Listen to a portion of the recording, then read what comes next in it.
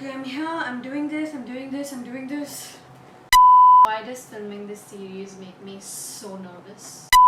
I've never felt pressure while filming anything for my YouTube channel, but this series has... I just feel this incredible responsibility because I'm sharing my real life stories with you guys. I think the biggest compliment I've gotten is my mom telling me with the last episode that she watched the whole thing and that she was impressed. Hi guys, and welcome to today's video. I'm back with another episode of Self-Care Sunday. You guys I just have to get the most obvious things out of the way, okay? First off, about this series, thank you so much for the incredible love you've given me on this series. I've mentioned this before, but sitting down and actually talking about my life and experiences, the ups and downs, especially in this series, was something I was feeling very vulnerable about, and I'm glad that my friends, my family, my peers have pushed me into doing this because I've realized that there isn't much of this happening on the internet. And just the kind of DMs, the kind of comments, the kind of emails I've been receiving over the last 2 or 3 episodes has been really heartwarming. If you are new to my channel and you haven't seen those episodes, I urge you to please go ahead and take a look at them. For me, when I started off Self-Care Sunday a while ago, I wasn't as regular, and there will be a few Sundays I will keep missing, and the reason behind that, I should start doing my makeup while talking. As usual, all makeup details will be in the info box. The reason why you will for sure see a few Sundays missed here and there, because this is not a pre-scripted series. When I sit down and figure on what I want to talk about, what I want to say to you guys, I don't sit down and script this. I don't sit down and plan this. I don't sit down and script my usual videos either, but this is so personal. There's always that eminent fear of like sharing but not sharing too much. Like I don't want to accidentally share a name or share too much where someone else thinks that I'm throwing them in bad light. My channel is not about throwing shade at all. In fact, I recently did this honest YouTuber tag, and I was so careful while filming it because I really don't want anybody to think that I'm throwing shade at them. I'm sharing my experiences, and I think everybody on the internet curates so much. We all tend to curate our lives on the internet. We all want to share our best moments on the internet. I know I'm having a shitty hair day, let's ignore that. But I also want to be able to share my bad days with you guys, and I guess through this series, while I'm doing that and I want to share the lows with you, I also don't want to do it in a way that makes somebody else feel bad, you know, even if they're not the hero of my story. Like I said in one of my previous videos, we're all bad people in someone's story. I guess I don't want them to feel bad about the way they're being portrayed or anything like that. That's never my intention. One of the things that I have really taken away from all of your interactions with me through DMs or through messages has been that you found so much relatable because you realize that there is this internet person out there who looks like she has it all, but that's really not the case. And I guess you find comfort in knowing that we all have similar ups and downs. So off the bat, I just really want to address that and say that is so true. I'm a regular person. I have average level, I'm not even saying I'm ridiculously famous on the internet. My views are a testament to that. On YouTube, I'm not like ridiculously famous or anything. I'm an averagely famous person on the internet, and I think that I'm very aware of that. I feel like every time somebody tries to tell me, oh my god, you're so this and you're so that, I'm like, no, I understand the weight that comes with that. I understand the fact that I've been doing this for like 8.5 years now, and I understand that there is a certain amount of actual influence that I do carry because I've been sharing my reviews, opinions, life on the internet for so long. But I'm not living under the disillusionment. Is the word disillusionment? Delusionment. I think it's delusion. I'm not living under the delusion that, oh my god, I'm the most famous person on the internet, because I am not. I think that one of the things a lot of people need to consider is that there's something missing from everyone's life. You know that really famous Urdu phrase, right? किसी को मुकम्मल जहां नहीं मिलता, किसी को ज़मीन तो किसी को आसमान नहीं मिलता. And that's very true. Every time you feel miserable about not having something, it's because you've seen someone who has it. My funda in life is a little bit different. My funda in life is that anytime I feel, like for example, every time I feel, oh god, why are my YouTube views not going up, or I'm very close to 200k right now, I don't know if we'll hit it by the time this video goes up, but like I'm like, oh my god, why am I not hitting 300k on Instagram just yet? And every time my mind goes in a direction jahan pe it's like ho ja, I'm like, no, let me focus on the fact that I've even reached so far, because I know actively there are so many content creators who want to reach the number that I'm at. So I've sort of programmed my brain, and it's come with a lot of practice, I'm not gonna lie. I've sort of programmed my brain to go in the reverse direction. I know it's human nature to want more, and that's great. If that makes you ambitious, amazing, great.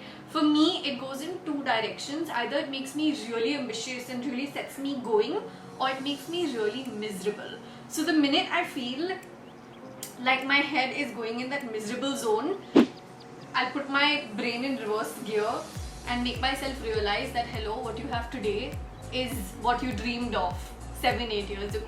So before you start getting miserable about what you don't have, say a little shukr for what you have today. You guys have been, I don't care how big or small the number is, I keep reiterating that in so many different pieces of my content. But what you guys should know is that while I don't care what the number is, what I do care about is how my audience perceives my content, takes my content, are you enjoying it? And if there's anything, literally anything I've genuinely learned in the last couple of weeks, is that I may have lesser likes and lesser followers and lesser subscribers than XYZ that the internet tends to compare you to. But I have that honest audience that will give me feedback. I mean, recently, I got one of the sweetest comments. I think it was really sweet because it just goes to show how caring you guys are as viewers, as subscribers. Saying, Anam, you know what, we don't, I'm gonna go ahead and throw up the comment here because I don't want to like say it incorrectly, but it was basically on the lines of how she's not gonna skip ads on my channel because she's like, I don't know why you have lesser subscribers and you're probably making lesser money on YouTube or something like that, and I'm not gonna skip your ads.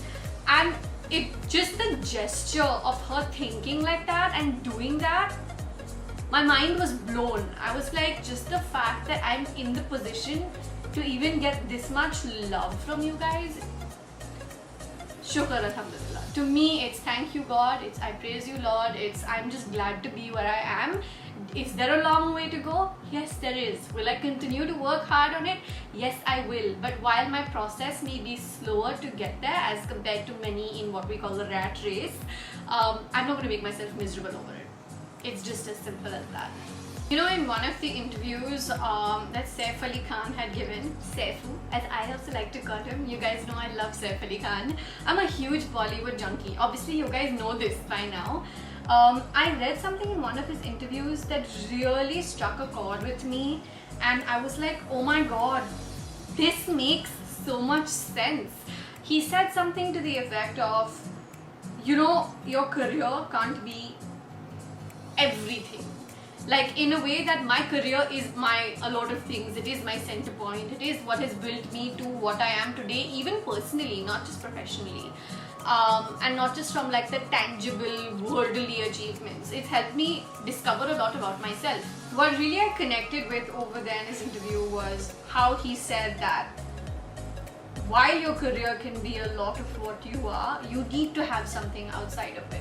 And I would like to metaphorically say, even if you're not a career person, for example, you know, like I know a lot of women, especially in Indian society, who tend to maneuver and kind of navigate their lives according to their boyfriends or their fiancés or husbands. And I feel like you still need to be able to maintain an identity of your own. You still need to have something out of that. I know that it's very normal to be like, okay, this is my everything, I'm going to do everything according to him just because it makes everybody's life simpler. But don't forget who you are. What is your identity beyond that? So from that metaphor, what keeps me sane is that yes, I'm a blogger, yes, I'm a content creator, but I'm also a friend, I'm a wife, I'm a sister, I'm a daughter, I'm a granddaughter. And I think it's just so important to consider that whatever in your life you think you're working on, that does not define you. You have so many facets to your personality. I kind of feel like on a lot of levels we tend to put a lot of pressure on ourselves, like a lot of pressure on ourselves, and I feel like we need to understand that what we have today might be something we were craving for many years ago. So just take a pause, take a deep breath, say thank you, and then navigate from there. And if you can work on achieving whatever it is that you want to, great. But if you can't, I'm not saying you'll be ungrateful, but don't forget to be grateful for where you are right now. My makeup is still to oxidize, so it's looking a little extra light right now. It'll settle down in a couple of minutes, just so you know. One of the other things you guys have been asking me about, and I've responded to a few in DMs as well, has been about how my family is doing, and thank you so much for checking in on that. My family is doing better now. My family has, I think we've all just come to peace with the fact that my grandfather, for those of you who don't know, my grandfather who passed away a couple of weeks ago in California, the fact that he isn't suffering, he looked very at peace, and I don't really want to talk about it. I'm not in the headspace to talk about it, so I'm not going to go there. But I do want to thank you guys for checking in on me and asking me how my family is doing. Being happy with what you have. I often I like to, as you guys may have for sure figured out by now, I like to analyze a lot of things, and I've just realized that as people, we don't tend to be happy with what we have. I know it's considered human nature, blah blah blah. But is it so bad to be happy with what you have? Like, so for me, for example, when I say I'm happy with what I have, sure, I'm happy with what I have, but I'm not saying I'm going to stop here and I'm going to be content. Like, be happy with what you have while you continue to work harder, be ambitious, reach bigger goals, all of that. Please don't misconstrue what I'm saying to be like, be happy with what you have, so be where you are and you don't have to. No, I understand that there is this worldly urge, greed that we all have, and it's up to us whether we choose to make good use of it or bad use of it, or whether we just really allow for it to fuel us aggressively. For me, I guess personally, since I'm all about giving personal story examples over here, for me it comes from a place of, yes, I'm happy with what I have, but does this mean I'm just going to stay here and be content? No, of course not. We all want to do better in our lives. We all want to be a better version of ourselves with each day. When does it stop? I'm not sure. I don't have the answer to that yet. But I guess we all take time to reach a place where we're like, okay, this is good for me. This is where I'm at right now. And I'll keep trying. But for now, if this is where I am, I'm happy. And I guess that's where I am at the moment. I'm happy with what I have. I'm grateful for what I have. But it doesn't mean that I'm going to sit and rest here. It's like the story of the hare and the tortoise. You know, when the hare stopped. I hope everybody's heard that story. I'm a 91 child. I'm a 90s baby. If this story is too ancient for you, please look it up. My mom always read this story to me, and we always heard this story in school about the hare taking a break because he thinks he's so far ahead of the tortoise, whatever you want to call it. And I guess I just never want to be that hare. You know what I mean? I want to just keep working hard and going further, while of course continuing to also work inward, which I think I should talk about right now, because this is a question I get a lot from you guys, and I think that there is this false image being portrayed on the internet of everybody's, where everybody makes it look like they have this fantastic life and work balance. I want to kind of just tell you on that note that that is so not true. Do I try for a great work-life balance? Of course, we all do.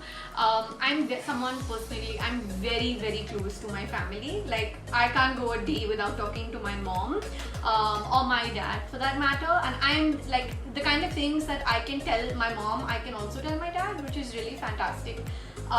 Like, for example, if I have a backache, this happened literally just last week. I met my parents. I'm not meeting my parents that often right now because of the coronavirus. I'm staying home, but I did meet them in the middle once, and I couldn't lift my knees, and my dad was like, what happened? I was like, no, I have a backache. And he was like, oh god, your back is paining.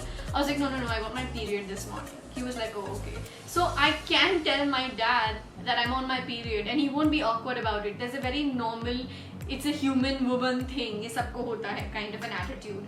I know that like not a lot of my friends have that same rapport with their dads or brothers, I guess, but I'm just by nature, I've always been someone that ye to normal hai, like periods normal hai. It's not something that needs to be hidden and secretive. And thankfully the kind of family, the kind of parents especially that I have, they never made me feel weird about talking about these normal things. I can talk to my mom and my dad about these things. My dad knew about Jerry from the get-go. I dated someone before Jerry as well. My dad knew about him too. So I never really had to hide. So I'm not saying I already have this work-life balance, because yes, I've worked very hard with my parents on the relationship that we have today. But that doesn't mean it's done, right? Every relationship needs effort. And I feel like that's another thing that a lot of people, even with Jerry and I, even in the assumptions video, which we're planning to shoot later today, I'm getting ready and I'm going to shoot the assumptions video after this today. I saw that a couple of the questions also said that you and Jerry are relationship goals and you and Jerry never fight and you and Jerry have this fantastic understanding. Yes, we have a great understanding, alhamdulillah, touch wood.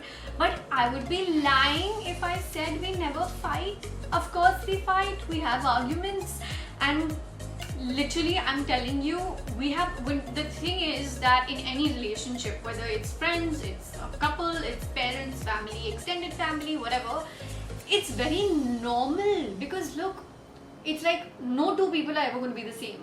Right? We all have individual DNA, we all are individual people, individual personalities, we all like individual levels of spice. You know, Jerry can do spicy things. I have a very limited threshold on that front. You guys have seen the spicy noodle challenge. I feel like when you can't have the same tastes and likes and dislikes on everything, there are bound to be some disagreements. I forgot the word. Disagreements. And I think we all have to be able to treat that with a healthy attitude. Actually, disagreements aren't the test of a relationship. I think how you manage those disagreements are the true test of a relationship. Any relationship. And that's where I feel a lot of people really get it right, where you really like bring in the respect and bring in the let's agree to disagree, or some relationships, all kinds of relationships, really go wrong. And I feel like you need to be able to navigate those disagreements with as much maturity as you celebrate the agreements. You know what I mean?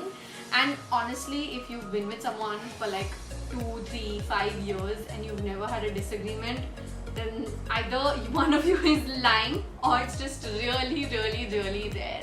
Like with Jerry and me, we're very different people. We're very different people from when you meet us.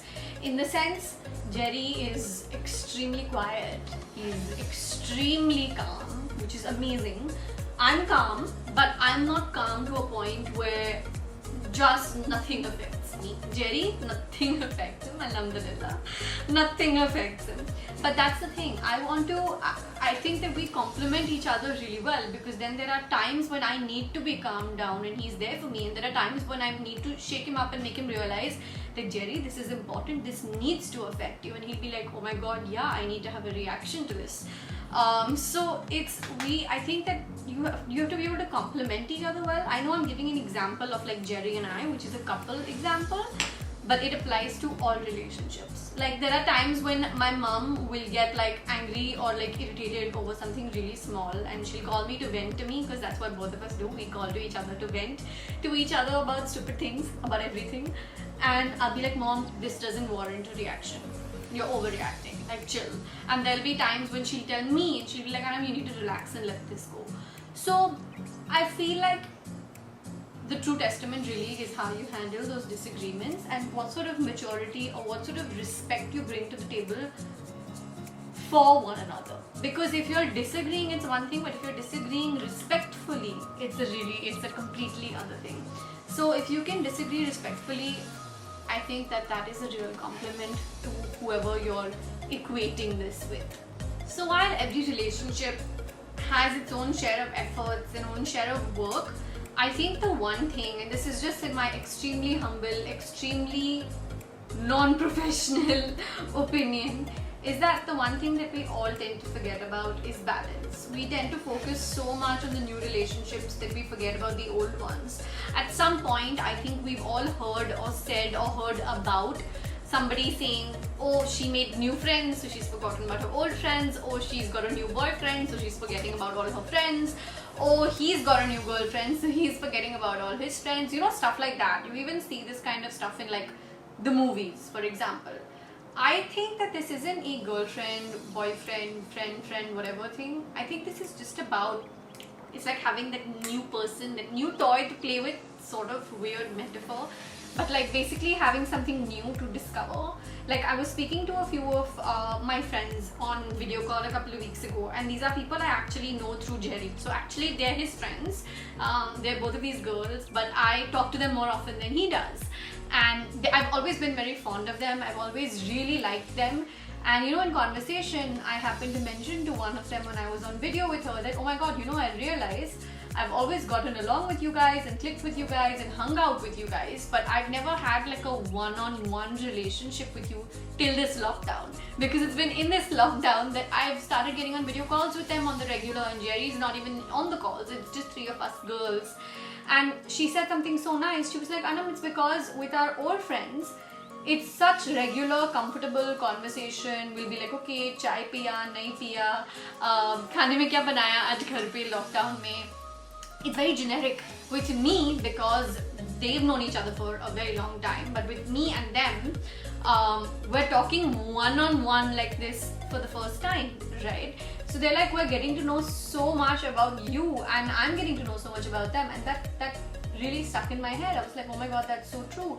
So it's not about someone is neglecting you because they have someone new in their lives. It's just that they probably suck at balance. And I think all of us go through that every now and then. All you need to do is remind this person that, listen, hello, BALANCE, balance. And while you're getting to know someone new in whatever form, in whatever way, don't forget about, you know, me. I just think if there was one simple answer I could give to the world, like, again, this is in my unprofessional opinion, guys, this is all just basis my experiences in life. If there was one thing I could give as a universal क्या कहते हैं, advice, I would say communicate more. I would say, even if you hear someone saying one bad thing about you and they said, oh, she said she said he, go to that source and be like, did you say this? I know that a lot of people are not confrontational, and they would, I'm not saying they choose to feel bad and not confront, but it just doesn't strike to them that confrontation is an option. I just feel like that is so much of a better option. Go talk to them, communicate with them. What you see as confrontation is actually just basically communication. So communicate with them, talk to them, see how they feel about whatever the topic is. And whether you're hurt, angry, happy, people tend to forget to tell others, I'm happy because of you today, thank you. It's become such a rarity to hear that and say that, you know. Jerry has this really silly habit every time, and in the lockdown, so I'm cooking like almost every day right now though. He'll come and be like, thank you. Then in the middle, one day I got really irritated at him. I said, stop thanking me after every meal. I feel like this teacher who's like served you food and you're like, thank you. He's like, no, I will keep saying thank you because you took the effort to cook my food for me.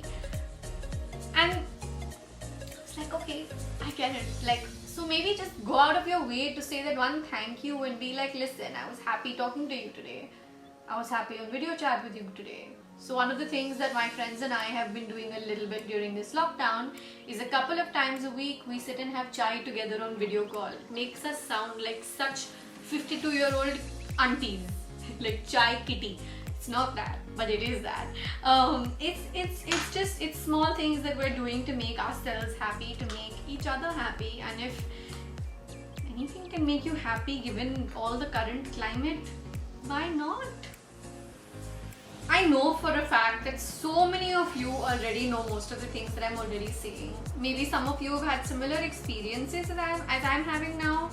Maybe sometimes just hearing it brings it to the fore of your mind where you're like, oh yeah, this is something that I thought about and I forgot about. For me, I feel like one of the simplest ways of just keeping these things to the fore is talking about my feelings. I'm a huge believer of journaling. I don't know if you guys have ever given that a shot. If you guys haven't, please give it a shot. It's not half as boring as it sounds. Even if you just want to make bullet points, just bullet journal. 3 things that made me happy today, 3 things I'd like to change from today. Do it on a daily basis. I don't journal on a daily basis. I journal whenever I have thoughts, happy or sad or any other emotion. I journal whenever I feel like there's something in my mind that would like a release. I journal of late, to be honest, I have to admit. Coming on here and talking to you guys feels like journaling. I also have to admit that there's like, so because of the fact that this is such a me talking about my life, I am definitely a little nervous about how so many people might perceive it, because I am on no level, like I can talk about how this is healing for me, but I can't claim to heal you through my talking, right? That's not a thing. Unless I know you on a one-on-one, I get to talk to you, that's not a thing. And I can't do that. So this is just my way of giving you examples of my personal life, and hopefully if it helps you, great. If it doesn't, I can only hope that in some way in the long run something will come back to your mind and it will help you. With all of the Self-Care Sunday episodes, I will continue to leave a link constantly down below in the info box. I will do this today and I will do this for all the upcoming episodes, where I will leave a very detailed list of therapists based on reviews, rankings, how much they charge, what area they're in. It is a crowdsourced list that I stumbled upon I think about a year ago, and I shared it in my last Self-Care Sunday episode, and I will do the same today as well and in all the forthcoming ones. That's why I'm actually saying in my unprofessional opinion, because when I give you suggestions, I'm giving it to you more as a friend, or as I'd like to think as an elder sister or younger sister in some cases. A bunch of you who left your ages in the comments in the last video were also older than me, and you guys still really enjoyed the video, and that made my day. So while I know I have a very large 20s audience, I've also come to learn that I have people in their 30s, and there were a few people even in their 40s who were watching this video, which made me so happy. The idea behind talking to you guys is just really simple. I want to go beyond just talking about fashion and beauty and vlogs. I want to let you guys into my life, and if there's anything that you find helpful, I would only be happy about that. Like, if there's anything that you find helpful, I'm here for you. Okay, and with that, my glam for this entire video is done, and so is everything I wanted to share with you guys. I want you guys to remember that I'm trying to create videos for you that will be informational, that will help you with beauty and fashion tips, that will hopefully give you an escape from your current lives that you might need a little entertainment in. I only mean that from an entertainment perspective or an informational perspective. I know that there are a lot of things going on in the world and on the internet right now, so on a closing note, I just want to remind you guys to please stay safe, keep your masks on. If you absolutely have to get out of the house, keep those masks on. Be kind. We're really short of kindness supply on earth right now. Be kind on the internet, be kind in real life, be kind to the people who may need you, who may not need you, who you need, who you may not need. Be kind to everyone, because I know that there's been a lot of chatter about a lot of things on the internet lately, and I've been asked to comment on them through multiple DMs on my Instagram. But you know, the thing is, I don't think everything needs a public comment from everyone. Like, I like to talk about the important issues. I'll talk about my political opinions. I'll try to promote any not-for-profits, any organizations that are helping people. I will do all of that. But if some influencer has made a comment, or some influencer has messed up, or some brand is messing up, I'm gonna reach out to those people directly.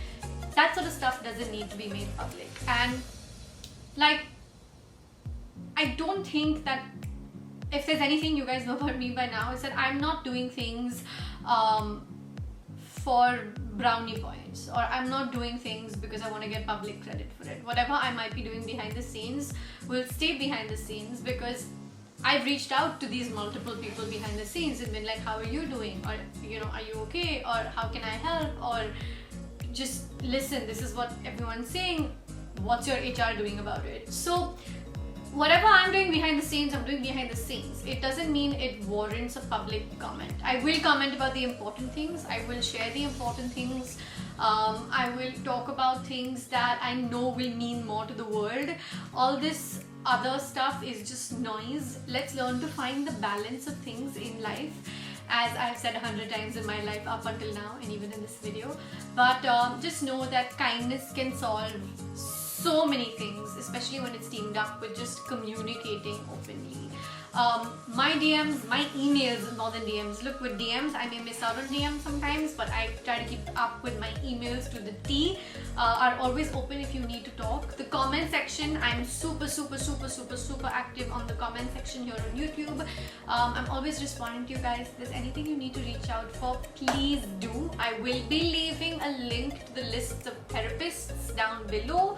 If you are in need of genuinely getting some help, please, let's break the stigma of getting help. Mental health is as important as your physical health and well-being. Please consider just checking that list and reaching out to someone. Give it a shot. Try it. If it works for you, if it doesn't work for you, you tried. It's okay. Nothing to lose. Thank you very much for watching this video. Leave a comment and let me know what topic you'd like for me to talk about next. And subscribe. Keep coming back. Our family on YouTube here is getting bigger, and I'm so happy that you're part of it. Thank you for watching, guys. I love you all. Bye.